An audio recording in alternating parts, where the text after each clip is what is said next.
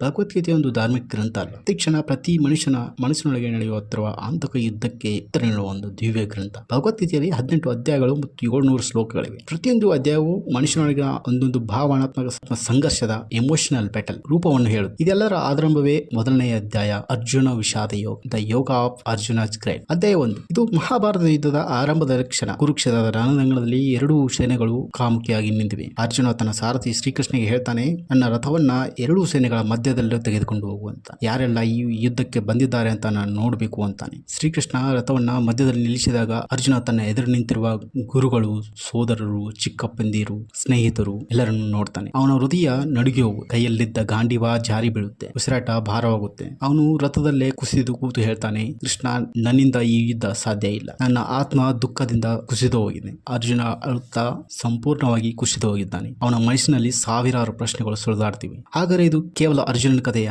ಖಂಡಿತ ಅಲ್ಲ. ನಮ್ಮೊಳಗೆ ಇರುವ ಪ್ರತಿಯೊಬ್ಬ ಅರ್ಜುನನ ಕತೆ. ನಾವು ಯಾವುದಾದೊಂದು ದೊಡ್ಡ ನಿರ್ಧಾರ ತೆಗೆದುಕೊಳ್ಳುವಾಗ, ಜೀವನ ನಮ್ಮಿಂದ ಏನನ್ನಾದರೂ ಕಿತ್ತುಕೊಂಡಾಗ, ಅಥವಾ ನಮ್ಮವರೇ ನಮಗೆ ದೂರವಾದಾಗ, ಮೋಸ ಮಾಡಿದಾಗ, ಅಥವಾ ಪ್ರತಿ ದಾರಿಯು ನೋವಿನಿಂದಲೇ ತುಂಬಿದಾಗ ನಾವೆಲ್ಲರೂ ಅರ್ಜುನನ ಹಾಗೆ ಆಗುತ್ತೆ. ಆಗ ನಮಗೆ ಕೃಷ್ಣನಂತ ಒಬ್ಬ ಸ್ನೇಹಿತ, ಒಬ್ಬ ಸಾರಥಿ ಬೇಕು. ಆತ ಕೇವಲ ಜ್ಞಾನ ನೀಡುವುದೇ ಅಲ್ಲ, ಆತ ನಮ್ಮನ್ನ ನಮ್ಮೊಳಗಿನಿಂದಲೇ ಮತ್ತೆ ಬಡದೆಬ್ಬಿಸುವಂತವನಾಗಿರಬೇಕು. ಅಧ್ಯಾಯ 1ರಲ್ಲಿ ಒಟ್ಟು 47 ಶ್ಲೋಕಗಳಿವೆ. ಈ 47 ಶ್ಲೋಕಗಳು ಕೇವಲ ಯುದ್ಧ ಭೂಮಿಯ ವರ್ಣನೆಯಲ್ಲ, ಅವು ಅರ್ಜುನನ ಮನಸ್ಸಿನೊಳಗೆ ಎದ್ದಿರುವ ಬಿರುಗಾಳಿಯ ಕಥೆಯನ್ನು ಹೇಳುತ್ತವೆ. ಅವನ ಭಯ, ಅವನ ಮೋಹ, ಅವನ ಪಾಪ ಪ್ರಜ್ಞೆ ಮತ್ತು ಎಲ್ಲಕ್ಕಿಂತ ಹೆಚ್ಚಾಗಿ ಅವನ ಆಂತರಿಕ ಪತನ, ಅಂದರೆ ಇನ್ನರ್ ಕೊಲಾಪ್ಸ್. ಈ ಅಧ್ಯಾಯ ನಮಗೆ ಯುದ್ಧವನ್ನ ಹೇಗೆ ಗೆಲ್ಲಬೇಕು ಅಂತ ಕಲಿಸೋದಿಲ್ಲ, ಬದಲಾಗಿ ನಿಮ್ಮ ಮನಸ್ಸು ಸೋತಾಗ ಅಥವಾ ನೋವಾದಾಗ ಅದನ್ನು ಹೇಗೆ ಮೇಲೆತ್ತಬೇಕು ಅನ್ನೋದನ್ನ ಕಲಿಸು. ಇಲ್ಲಿಂದಲೇ ಭಗವದ್ಗೀತೆಯ ನಿಜವಾದ ಯಾತ್ರೆ ಆರಂಭವಾಗುತ್ತೆ.